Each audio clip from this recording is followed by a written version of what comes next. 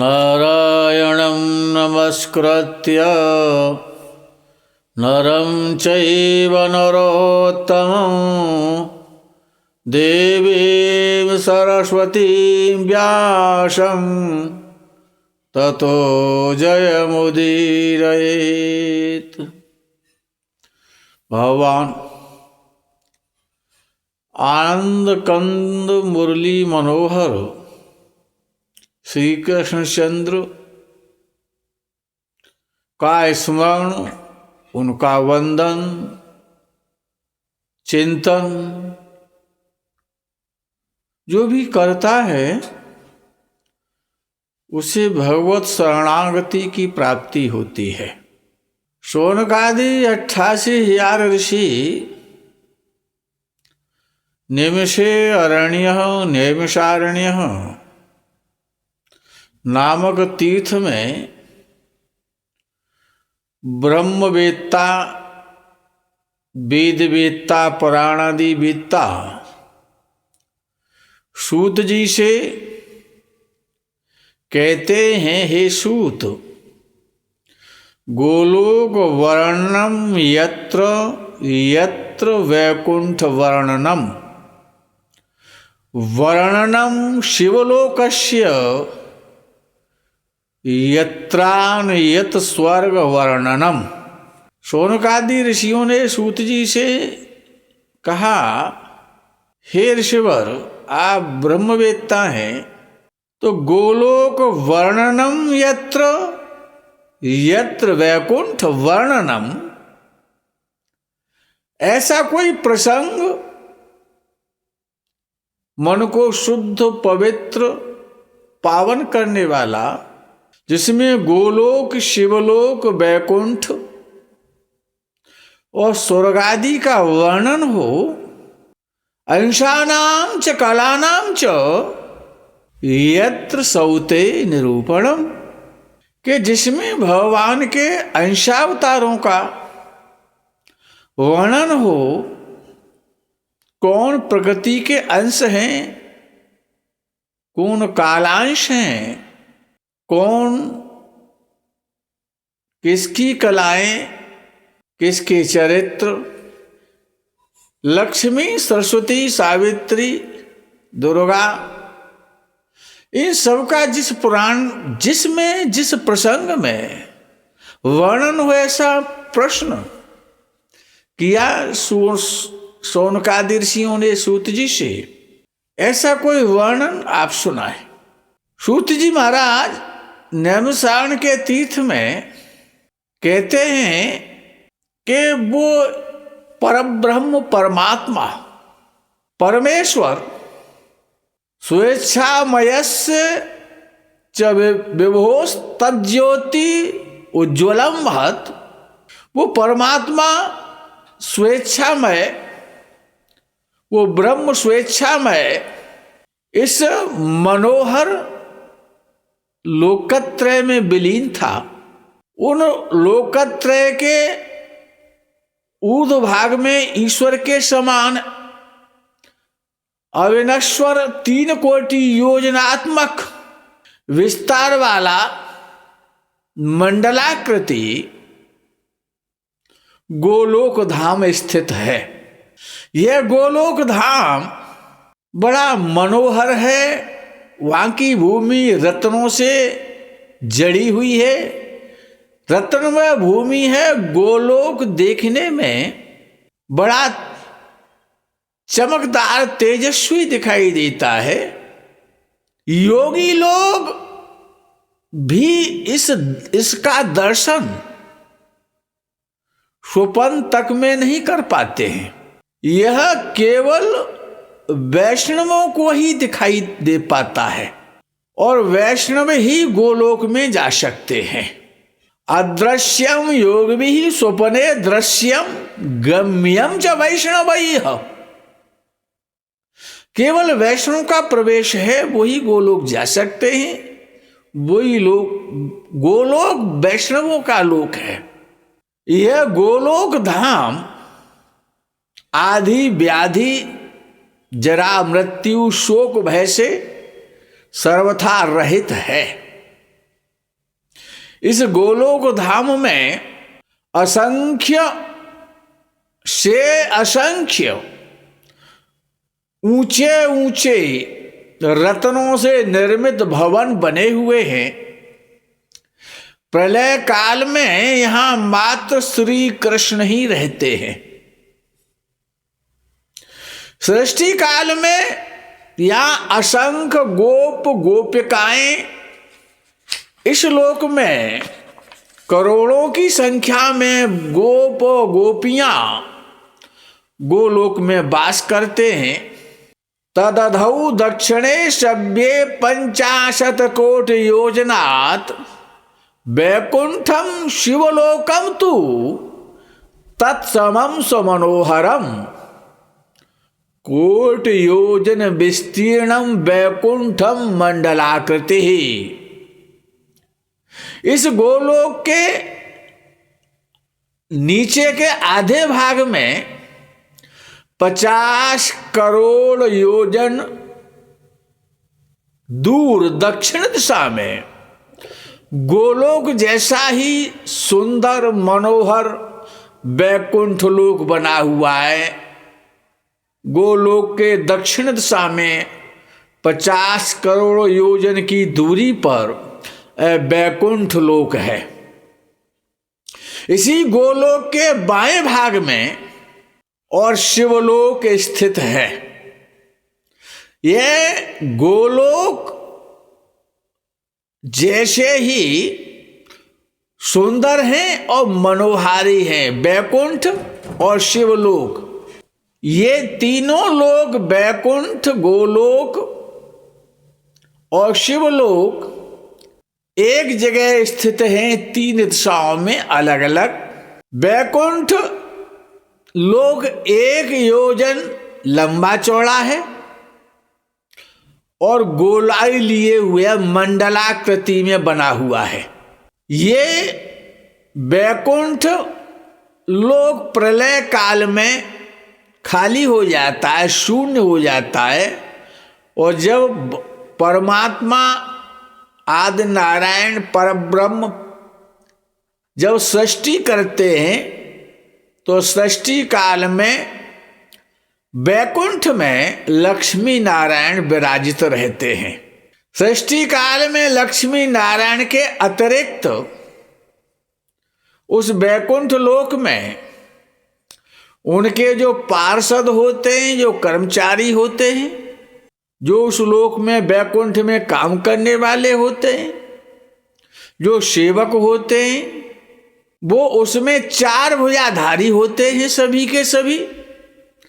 और वैकुंठ नाथ जैसे ही स्वरूप और वर्ण वाले चतुर्भुज रूप वाले होते हैं। वैकुंठ लोक में जरा और मृत्यु कभी नहीं आती है, न कभी वृद्धावस्था आती है, न किसी की मृत्यु होती है। ये जरा और मृत्यु से रहित है।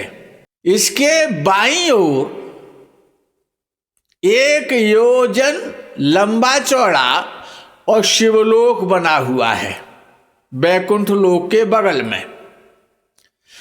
यह शिवलोक प्रलय काल में खाली रहता है और जब भगवान परमात्मा परब्रह्म जब सृष्टि करते हैं तो सृष्टि काल में यहां पार्षदों के सहित भगवान शिव विराजमान रहते हैं।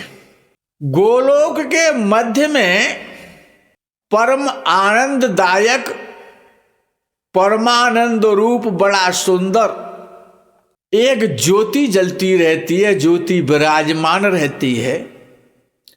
योगी गण योग के द्वारा अपने ज्ञान चक्षुओं से उसी दिव्य ज्योति का ध्यान करते हैं, उसी दिव्य ज्योति का दर्शन करते हैं। परमात्मा श्री कृष्ण परात्पर परब्रह्म है। जब परमात्मा श्री कृष्ण जो स्वेच्छाचारी है, शंख चक्र गदा और पद्म को धारण करते हैं, कौस्तुभ मणि जिनके हृदय पर विराजित रहती है, उनकी शरीर की शोभा को कौस्तुभमणि बढ़ाती है। उन परमात्मा की इच्छा हुई एको अहम बहुश्यामः, मैं अकेला हूं, मेरे अनेक रूप हो जाएं। उन परमात्मा से सबसे पहले गुणत्रय से महान महत्त्व, महान से अहंकार, और उससे रूप रस गंध स्पर्श शब्द नामक तन मात्राओं की महाभूतों की उत्पत्ति हुई।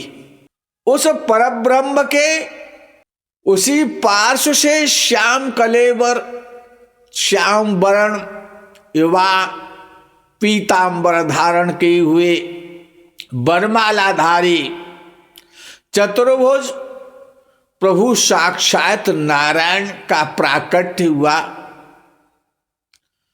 उन नारायण भगवान का मुख कमल मुस्कुराता हुआ था।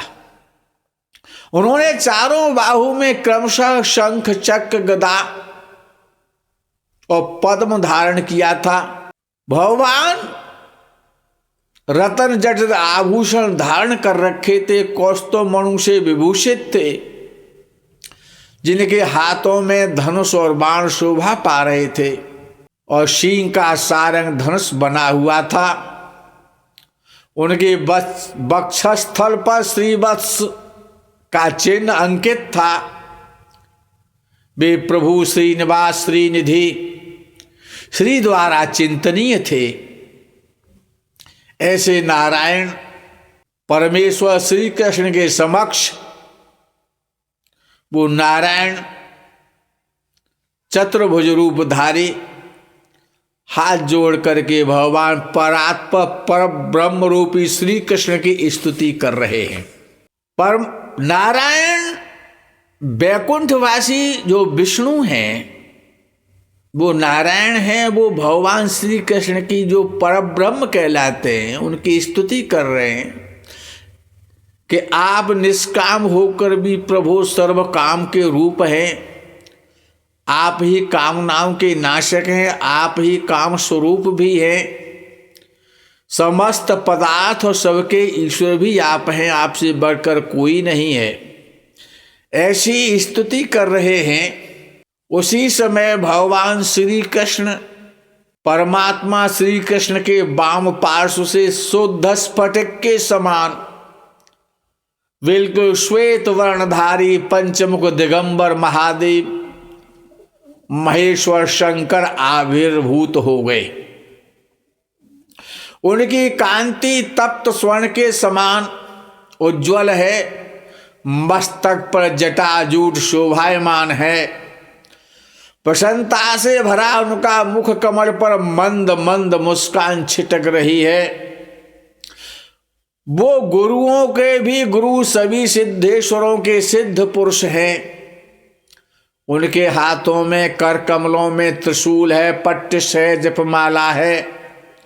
वो मृत्यु रूप और महाज्ञानी हैं। वे मृत्यु के भी मृत्यु और ईश्वर के भी ईश्वर, मृत्युंजय, कल्याण में ज्ञानानंदपर्ण, महाज्ञानप्रद, पूर्णिमा के चंद्र के समान जिनकी शोभा है, ऐसे भगवान महेश्वर शंकर की उत्पत्ति हुई। सूत जी कहते हैं, हे शौनकादि ऋषियों, श्री कृष्ण के नाभि कमल से एक महातपस्वी कमंडलू को धारण किए हुए वृद्ध प्रकट हो गए, जो ब्रह्मा जी थे। ये योगी शिल्पियों के ईश्वर, चतुर्मुख, सबके पिता एवं गुरु हैं। वो जगत पिता कहलाते हैं। सफेद वस्त्र धारण करते हैं। इनके दंत और वस्त्र और केश भी श्वेत हैं।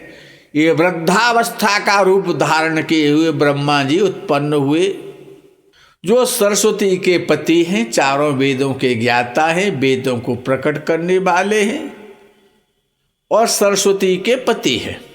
उसके बाद भगवान श्री कृष्ण के वक्षस्थल से एक शुक्ल वर्ण जटाधारी पुरुष प्रकट हो गया।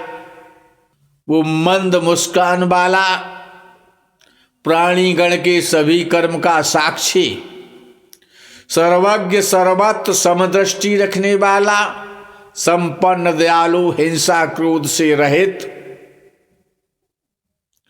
वह धर्म ज्ञान धर्मात्मा, धर्मनिष्ठ, धर्म का दाता, स्वयं धर्म रूप परमात्मा की कला से आविर्भूत पुरुषों के धर्मशील गुणों को बताने वाले धर्मराज प्रकट हो गए। धर्म की उत्पत्ति हो गई।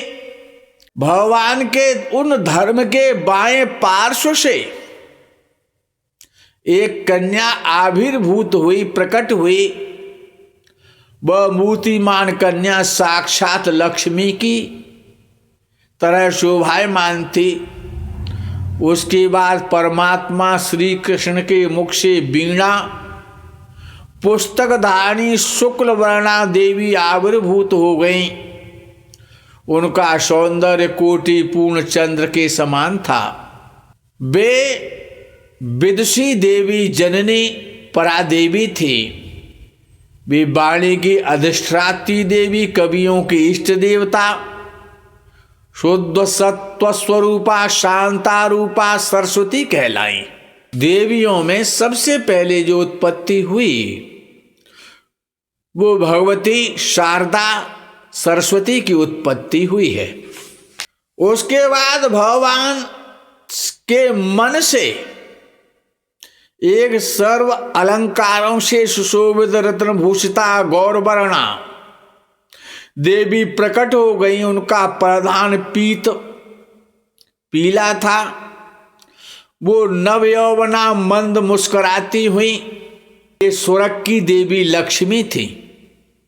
राजाओं की राजलक्ष्मी उन्हीं को कहा जाता है। दूसरे नंबर पर उस परब्रह्म से लक्ष्मी देवी की उत्पत्ति हुई। उसके पश्चात श्री कृष्ण की बुद्धि से सबकी अधिष्ठात्री देवता स्वरूपा एक देवी आविर्भूत हो गई। यही भयानक रूप स्वभुजा वाली, स्वभुजाओं से युक्त, दुर्गति का नाश करने वाली दुर्गा देवी, दुर्गत नाशिनी उत्पन्न हुई। परमात्मा श्री कृष्ण से ब्रह्मा, विष्णु, महेश, शिव, दुर्गा, शारदा, ब्रह्माणी, रुद्राणी, लक्ष्मी जी, इन सबकी उत्पत्ति के एकमात्र कारण परमात्मा श्री कृष्ण ही है। तीसरे नंबर पर भगवान श्री कृष्ण के जिह्वा के आगे भाग से मनोहरा शुद्ध स्फटिक के वर्ण वाली देवी आविर्भूत हुई। उनके सफेद वस्त्र थे, श्वेत वर्ण की थी। अलंकारों से विविध जपमाला धारण किए हुए सावित्री की उत्पत्ति हुई। वो ब्रह्मा जी की पत्नी कहलाई।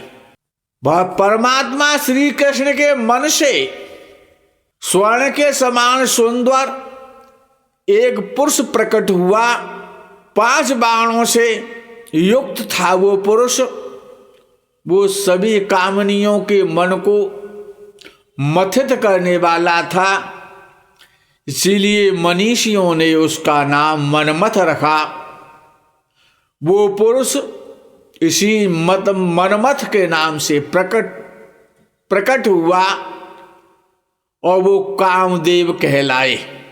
कामदेव के बाएं पार्श्व से सबको मोहित करने वाली परम सुंदरी रूप लावण्यवती एक कामिनी स्त्री का जन्म हुआ। मनीषी लोगों ने इनका नाम रति रख दिया। वे कामदेव जो 5 बाण धारण किए रहते हैं, उन बाणों का नाम है मारण, स्तंभन, जृंभण, शोषण और उन्मादन, ये 5 बाण कामदेव को प्राप्त हैं। उन कामदेव ने इस 5 बाणों की परीक्षा की, एक साथ 5 बाणों को, और छोड़ा काल की गति ईश्वर की इच्छा से छूटे हुए इन बाणों के प्रभाव से तत्काल एक साथ सभी कामोत्तेजित तो हो गए। महायोगी ब्रह्मा ने भी नेत्रों से रति की ओर देखा और रति को देखते ही ब्रह्मा जी के तेज से, ब्रह्मा जी के शरीर से एक तेज प्रकट हुआ। उस तेज को ब्रह्मा जी ने अपने वस्त्र से ढक दिया। वो तेज बड़ा जाज्वल्यमान था, उससे लपटें आग की निकलने लगी। प्रकांड देव प्रधान ज्वलंत अग्नि रूप हो गया वो तेज। इस अग्नि ने करोड़ों ताड़ वृक्षों के समान विशाल ज्वलंत रूप धारण कर लिया। उसी समय भगवान श्री कृष्ण चंद्र ने तत्काल अपनी लीला मात्र से, अपने मुख से ही अपनी श्वास वायु के साथ एक एक बूंद उस दहकते हुए ज्वालामुखी पर डाला जो ब्रह्मा जी से उत्पन्न हुआ था। तत्पश्चात इस जल से उसी के अधिदेवता एक पुरुष उत्पन्न हो गए। उनका नाम वरुण हुआ।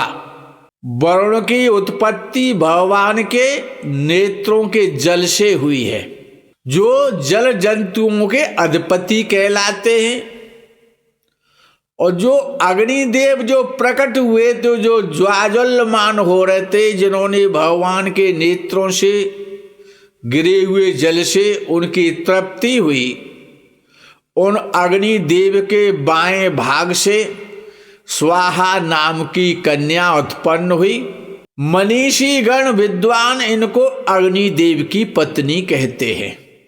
जलपति, जो जल जंतुओं के जल के अधिपति वरुण देवता उत्पन्न हुए उस जल से, उन वरुण भगवान के बाएं भाग से वारुणी नाम से एक कन्या प्रकट हुई, जो वरुण देव की पत्नी कहलाई। इस प्रकार से ये सृष्टि उत्पन्न हुई। परमात्मा की जो श्वास है उससे पवन देवता प्रकट हुए। पवन देवता वायु, जो वायु है जिनको पवन कहा जाता है, उन वायु के बाएं भाग से एक कन्या उत्पन्न हुई जो वायुदेव की पत्नी वायवी कहलाई। परमात्मा श्री कृष्ण से जो तेज उत्पन्न हुआ, भगवान ने उस तेज को जल में प्रवेश करा दिया और वो तेज 1000 वर्ष तक जल में पड़ा रहा। उसने गोल रूप धारण किया डिंब के तरह से। इसी तेज से हजारों वर्ष पड़े रहने के बाद और विराट मूर्ति भगवान विराट का जन्म हुआ, जिनको विराट पुरुष कहा जाता है। वो भगवान श्री कृष्ण चंद्र का तेज है। समग्र विश्व ब्रह्मांड का वो आधार है। इस विराट मूर्ति के प्रत्येक रोम में, रोम छिद्र में एक एक ब्रह्मांड स्थित है। यही विश्व संसार में स्थूल से भी स्थूलतम है और इनके समान, विराट पुरुष के समान दूसरा कोई नहीं है। ये विराट पुरुष परमात्मा श्री कृष्ण के 16वें अंश के समान है। ये ही महाविष्णु रूप से परिज्ञात है। ये विराट स्वरूप को ही महाविष्णु कहा गया है। ये प्रभु सर्वाधा सनातन है। जैसे पद्म पत्र जल के, कमल का पत्ता जल के ऊपर रहता है, उसी प्रकार ये महारणव में, उस महान समुद्र में जल के ऊपर शयनत रहते हैं महाविष्णु। वो इन विराट के कर्णमल से उन महाविष्णु के और कानों के मल से 2 दैत्य उत्पन्न हो गए। ये दैत्य मधु और कैटव कहलाए। जब महाविष्णु ने मधु और कैटव का और वध किया, उनके शरीर से जो मेदा निकली, उस मेदा से पृथ्वी की उत्पत्ति हुई। उन दोनों दैत्यों के मेद से, इसीलिए ये पृथ्वी मेदनी कही जाती है। इसका नाम मेदनी है। इस मेदनी पर ही समस्त स्थावर जंगम विश्व है। ये वसुंधरा देवी है। ये पृथ्वी की अधिष्ठात्री देवता हैं। मित्रों, आज का प्रकरण यही विराम। ये सृष्टि कैसे उत्पन्न हुई? भगवान श्री कृष्ण के द्वारा ये समस्त सृष्टि, देवी देवता, सब कुछ उन्हीं से उत्पन्न होता है। परमात्मा श्री कृष्ण ही परात्मा परब्रह्म है। ऐसा भगवान श्री कृष्ण ने स्वयं गीता जी में भी कहा है। अहम आत्मा गुडाकेशः, हे अर्जुन, मैं सबकी आत्मा हूं और सभी जड़ चेतन में मेरा ही वास है। आदि अनादि और मध्य, आदि मध्य और अंत्य मैं ही हूं। मैं ही शिव हूं, मैं ही ब्रह्मा हूं, मैं ही विष्णु हूं। मुझ में ये संसार लय हो रहा है। मैं ही सृष्टि हूं, मैं ही विराट हूं, मैं ही पुरुष हूं, मैं ही स्त्री हूं। आज का प्रकरण यही विराम। आगे के प्रकरण का आपको इंतजार तो रहेगा। तब तक के लिए आपसे विदा। धर्म की जय हो, अधर्म का नाश हो, प्राणियों में सद्भाव हो, विश्व का कल्याण हो, गौ माता की जय हो, गो हत्या बंद हो, सत्य सनातन धर्म की जय हो।